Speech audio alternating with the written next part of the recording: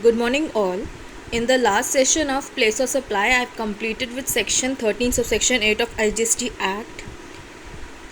In today's session, I will complete all the sections, that is till 13 subsection 13 of IGST Act, and which completes the division of a big and large chapter which is of GST, a place of supply.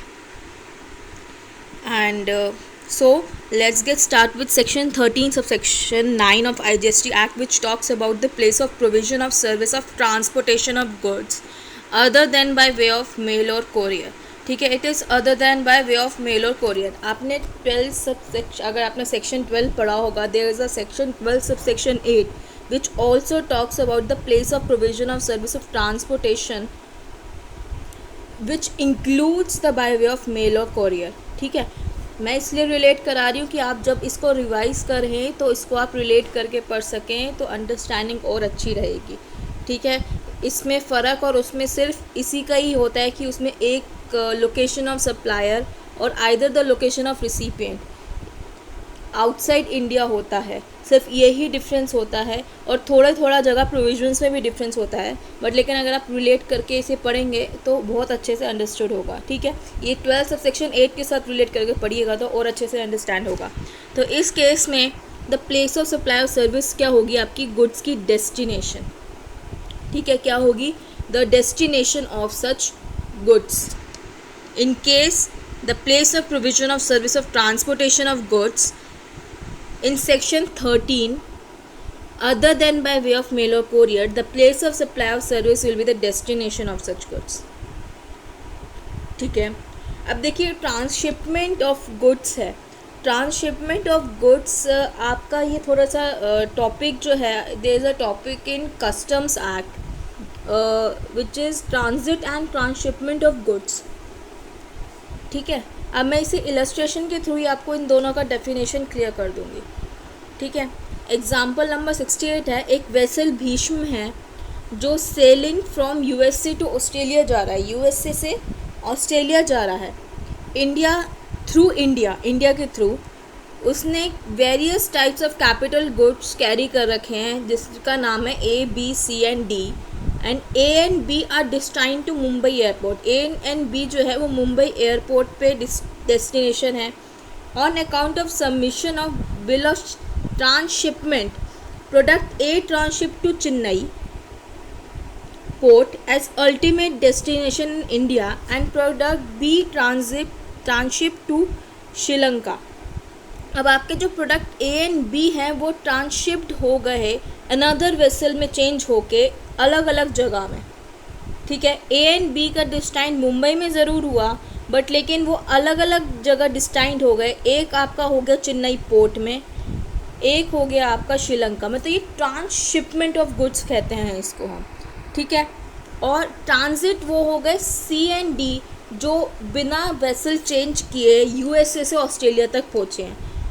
अब इनमें पूछा है कि जो ultimate destination जिसका चेन्नई है और एक का है श्रीलंका, तो हमें place of supply of service बतानी है and person liable to pay GST बताना है. अभी हमने पढ़ा इस केस में place of supply of service जो होगी आपकी गुड्स की डेस्टिनेशन होगी and the person liable to pay GST is the importer. अब आपके इंडिया में इम्पोर्ट हो रहे हैं तो आपकी जो अगर इंडिया में आ रहे हैं, अगर अल्टीमेट डेस्टिनेशन आपकी इंडिया है तो वो इंपोर्ट हो जाएगी और उन्हें GST देना पड़ जाएगा.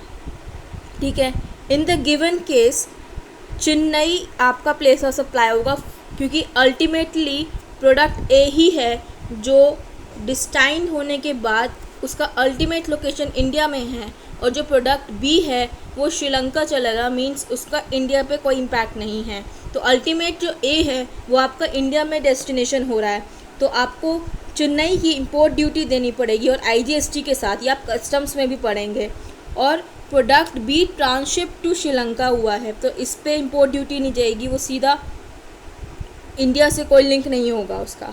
तो सिर्फ इसमें जो प्लेस ऑफ सप्लाई निकलेगा जो अल्टीमेट इंडिया में डेस्टाइंड हो रहा है वो आपका प्रोडक्ट A है, तो उसका प्लेस ऑफ सप्लाई आपका चेन्नई है और पर्सन को उस पर GST देना पड़ेगा. इसमें लिखा है person liable to pay GST is imported on the ocean freight. ठीक है, नेक्स्ट सेक्शन है आपका passenger transport services. Passenger transport services देखिए, अब इसमें आपके ये भी आपके सेक्शन 12 से कुछ रिलेट खाते हैं। Passenger transport services there are 12 subsection 9 and on board and conveyance there is 12 subsection 10। इसमें बहुत माइन्यूट सा डिफरेंस है, तो इसे ध्यान से सुनिएगा। पैसेंजर ट्रांसपोर्ट सर्विस के केस में हम प्लेस ऑफ सप्लाई लेंगे जहाँ से पैसेंजर इम्बार्क करेगा on the conveyance for a continuous journey, जहाँ से पैसेंजर इम्बार्क करेगा फॉर अ कॉन्टीन्यूस जर्नी। ठीक है, जैसे इसमें आपका एग्जांपल दे रखा है कि न्यू दिल्ली से लंदन फिर न्यूयॉर्क, पैसेंजर इम्बार्क किया न्यू दिल्ली से तो प्लेस ऑफ सप्लाई हो जाएगी न्यू दिल्ली और हेंस टैक्सेबल।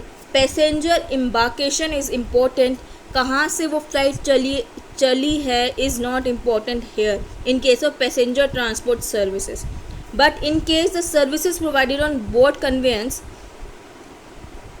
उसमें आपका first schedule point of departure है of that conveyance over the journey, वो आपका प्लेस ऑफ सप्लाई होगा। इसे 12 सबसेक्शन 9 एंड 12 सबसेक्शन 10 से रिलेट करके पढ़िए, बहुत अच्छे से अंडरस्टैंड होगा। 12 सबसेक्शन 9 में अलग था कि बस उसमें रजिस्टर्ड पर्सन को अलग कर दिया था, वरना थोड़ा प्रोविज़न उसमें इसी की तरह ही है। 12 सबसेक्शन 10 वाला जो है वो 13 सबसेक्शन 11 की तरह ही है। First schedule point of departure of that conveyance for the journey will be the place of supply also in section 12 subsection 10। So आप रिलेट करके पढ़िएगा, मैं इसलिए लिंक कर रही हूँ। जो भी 12 से सेक्शंस लिंक खाते हैं आपको ईजी होगा अपने सेल्फ नोट्स ड्राफ्ट करने के लिए। ठीक है, ये हो गया आपका 13 सबसेक्शन 11। आपका नेक्स्ट सेक्शन है 13 subsection 12 which is the ODR services, that is online information and database access and retrieval services, which is section 13 subsection 12 of IGST Act। इसके अंदर जो प्लेस ऑफ सप्लाई होगा वो रिसिपिएंट ऑफ सर्विस होगा। इसमें जो place of supply होगा वो आपका रिसिपिएंट ऑफ सर्विस होगा, that is the recipient of services will be the location of supply of service। ठीक है, अब इसमें लिखा है कि recipient of service deem to be located in the taxable territory. हम रिसिपिएंट ऑफ सर्विस को हम मान लेंगे कि वो टैक्सेबल टेरिटरी में लोकेट कर रही है अगर इन दोनों में से कोई भी कंडीशन सेटिस्फाई हो जाती हैं जो आपको नीचे दे रखी हैं। अगर location of address presented by the recipient of service through internet is in the taxable territory. आपने कोई ऑनलाइन ODR सर्विस ली, जैसे आप कह लीजिए आप नेटफ्लिक्स यूज़ करते हैं, उसमें सब्सक्रिप्शन लेते हैं, आपने अपना एड्रेस दे दिया, उसमें जब आपने कोई सब्सक्रिप्शन लिया अपना एड्रेस दे दिया और वो इंडियन एड्रेस था, तो अगर ऑफकोर्स इंडियन एड्रेस था, वो टैक्सेबल टेरिटरी थी, तो हम मान लेंगे कि रिसिपिएंट ऑफ सर्विस एक टैक्सेबल टेरिटरी में लोकेट करता है, मींस इंडिया में लोकेट करता है। सेकंड है, आपने जो क्रेडिट कार्ड यूज़ करा या डेबिट कार्ड यूज़ करा, कोई स्मार्ट कार्ड यूज़ करा है, कोई और अदर कार्ड यूज़ करा जिससे रिसिपिएंट ऑफ सर्विस ने अपना पेमेंट सेटल करा, payment has been issued in the taxable territory, आपने पेमेंट करा है, वो कार्ड आपका इंडिया का है, टैक्सेबल टेरिटरी का है, तो हम मान लेंगे कि आपकी रिसिपिएंट ऑफ सर्विस है वो टैक्सेबल टेरिटरी का है और place of supply location of recipient of service हो जाएगा।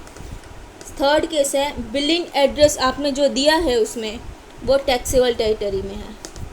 आपने internet protocol address of device used by the recipient of services is in the taxable territory. जो आपने IP एड्रेस है, ऑफ कोर्स सबको पता होगा हर डिवाइस का एक IP एड्रेस होता है। जब आप भी नेट से यूज़ करते हैं, एक्सेस करते हैं, तो आपका एक IP एड्रेस होता है हर एक डिवाइस का।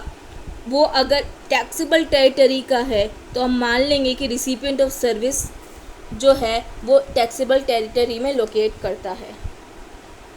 The bank of the recipient of service in which the account used for payment is maintain in the taxable territory. जिस बैंक से आपने पेमेंट करा है वो अगर टैक्सेबल टेरिटरी में मेंटेन होता है तो हम मान लेंगे कि recipient of service deem to be located in taxable territory. Next आता है आपका country code of the subscriber identity module card used by the recipient of service is of taxable territory. Subscriber identity module मतलब आपका SIM card, ठीक है, आपका SIM card अगर SIM card जो आप यूज़ कर रहे हैं वो टैक्सेबल टेरिटरी का है तो हम उसे लोकेशन क्या कहते हैं, हम उसे टैक्सेबल टेरिटरी में लोकेट मान लेंगे, उस रिसिपिएंट ऑफ सर्विस को टैक्सेबल टेरिटरी में लोकेट मान लेंगे। Country code of subscriber identity module, ठीक है। नेक्स्ट है आपका location of fixed landline through which the services is received by the recipient is in taxable territory. अगर फिक्स्ड लैंडलाइन की लोकेशन आपकी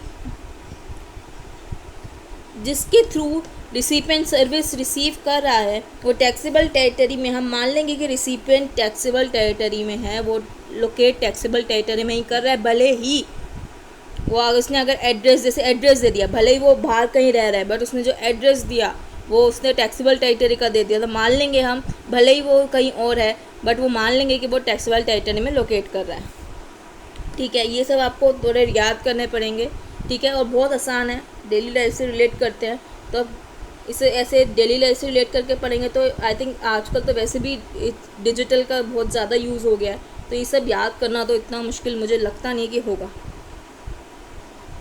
नेक्स्ट आता है आपका ODR सर्विसेज में क्या इंक्लूड होता है। Online information and data access और retrieval services means services whose delivery is mediated by information technology, मतलब जो IT के थ्रू डिलीवर होती है ओवर द इंटरनेट और एन इलेक्ट्रॉनिक नेटवर्क, जिसका nature of which renders their supply essentially automated and involving minimal human intervention and impossible to ensure in the absence of IT and includes electronic service। इसमें आपका human intervention कम से कम होता है and वो automated होती हैं, उन्हीं को हम ODR में इंक्लूड करेंगे। अब देखिए मैं नीचे कुछ एग्जांपल ले रही हूँ जिससे और क्लियर होगा। ODR में क्या इंक्लूड होगा, इंटरनेट पे एडवर्टाइजिंग करते हैं उसे ODR सर्विस माना जाता है। क्लाउड सर्विसेज है, क्लाउड सर्विसेज आपके हो गए, क्लाउड में आप स्टोर कर देते हैं, जैसे डाटा बहुत कंपनीज भी यूज़ करती हैं क्लाउड सर्विसेज जहाँ वो डाटा स्टोर करती है, ऐसी क्लाउड सर्विसेज आप प्रोवाइड करते हैं तो ODR सर्विसेज हैं।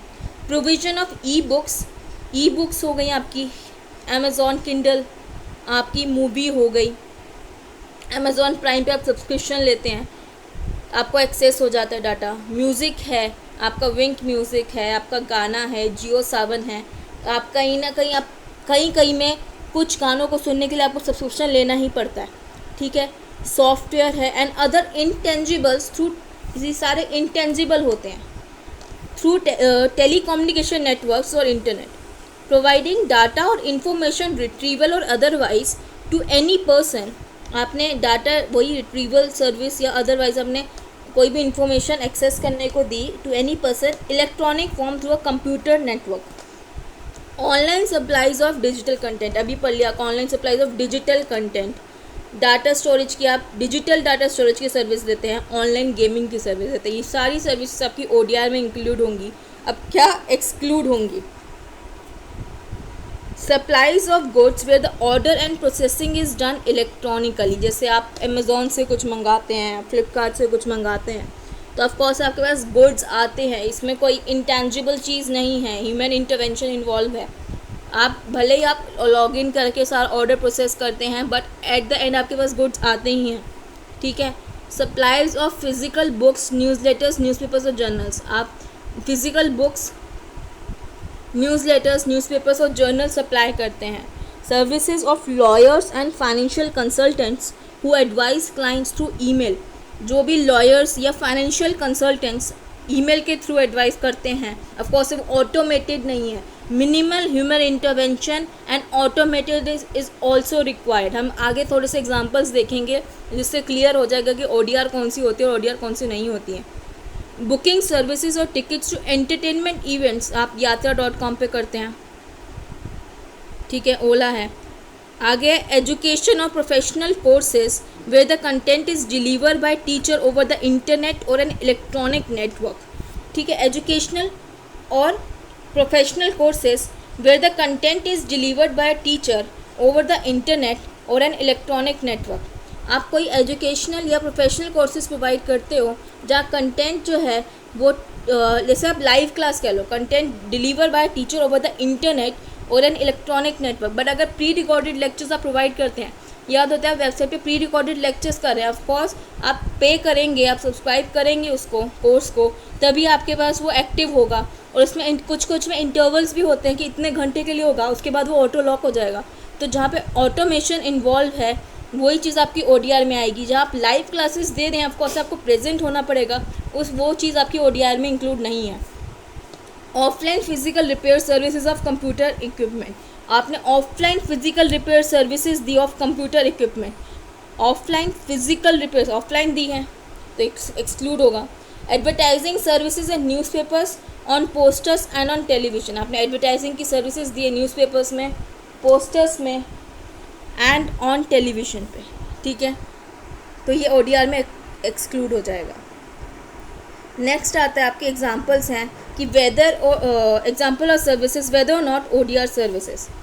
PDF document manually emailed by provider, manually email करिए, ऑटोमेशन इन्वॉल्व नहीं है। अब इसमें बोल रहा है कि whether provision of service mediated by IT over the internet और एन इलेक्ट्रॉनिक नेटवर्क, भले ही इंटरनेट का इन्वॉल्व है, भले ही ईमेल इन्वॉल्व है, बट लेकिन ऑटोमेटेड नहीं है, ह्यूमन इंटरवेंशन इन्वॉल्व है, तो ये आपकी ODR सर्विसेज नहीं होंगी। ठीक है, सेकेंड है PDF document automatically emailed by the provider system. Example दे रखा है एयरटेल की रिसीट आ जाती है, जैसे आप पोस्टपेड कनेक्शन लेते हैं, acknowledgement for submission of documents to MCA website, आप जैसे MCA वेबसाइट से डॉक्यूमेंट सबमिट करते हो तो एक बार एक्नॉलेजमेंट ऑटोमेटेड ईमेल आ जाता है, जहाँ पे ऑटोमेशन और मिनिमल ह्यूमन इंटरवेंशन होगा, वो ODR सर्विसेज में इंक्लूड होगा। दोनों केसेस में येस है, इंटरनेट का यूज़ भी हो रहा है और ऑटोमेशन भी हो रहा है, तो इसलिए ODR सर्विस भी होगी। अब PDF document automatically downloaded from site, और जो भी PDF डॉक्यूमेंट अगर ऑटोमेटिकली डाउनलोड हो रहा है, ह्यूमन इंटरवेंशन नहीं है, नेट का इस्तेमाल है और ऑटोमेशन है, तो आपका ये ODR सर्विसेज हो जाएगी। Stock photographs available for automated download, automated download के लिए ह्यूमन इंटरवेंशन नहीं है, इंटरनेट का यूज़ है, तो ODR सर्विसेज हो जाएंगी।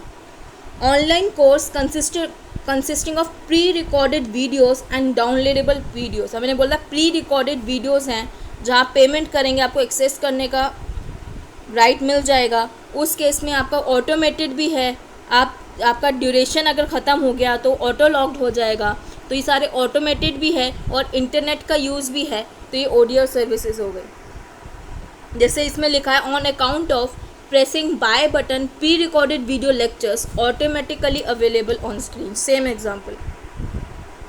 Online course consisting of pre recorded videos and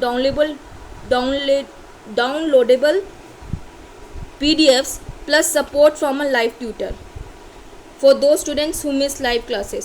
अब इसमें online course consisting of pre recorded videos and downloadable PDFs plus support from a live tutor है, तो इसमें आपका ऑटोमेशन नहीं है, बट इंटरनेट का इन्वॉल्व है, तो इस केस में ये ODR सर्विसेज नहीं होंगी। Individually commissioned content sent in digital form, human intervention involve है इस केस में, तो ये इसमें आपका इंटरनेट का इस्तेमाल तो है बट ऑटोमेशन नहीं है, तो ये ODR सर्विसेज नहीं होंगी। एग्जांपल हैं आपका फोटोग्राफ्स, रिपोर्ट्स हैं, मेडिकल रिजल्ट्स हैं। लास्ट सेक्शन है section 13 subsection 13 of IGST act which is in order to prevent double taxation और non taxation of the supply of service. अब इसमें है कि नोटिफाई कर सकती हैं कुछ सर्विसेज को government in order to prevent double taxation के लिए and for the uniform application of rules government shall have the power, government के पास पावर है to notify any description of services और circumstances in which the place of supply shall be the, जहाँ पे वो service जो है effective use हो रही है, जहाँ पे वो इन्जॉय हो रही है, उस चीज़ को प्लेस ऑफ सप्लाई बनाने का ये गवर्नमेंट के पास पावर है। तो इस सेक्शन 13 सब सेक्शन 13 सिर्फ इतना ही कहता है। And this completes your whole chapter that is of place of supply. ये आपका समरी चार्ट गिवन है जिसमें आपको सेक्शन एंड 12 एंड 13 को ब्रीफली अलग अलग सेक्शन वाइज रिलेट किया हुआ है और ये रिवाइज करने में बहुत आसान होगा। So this completes your whole chapter place of supply.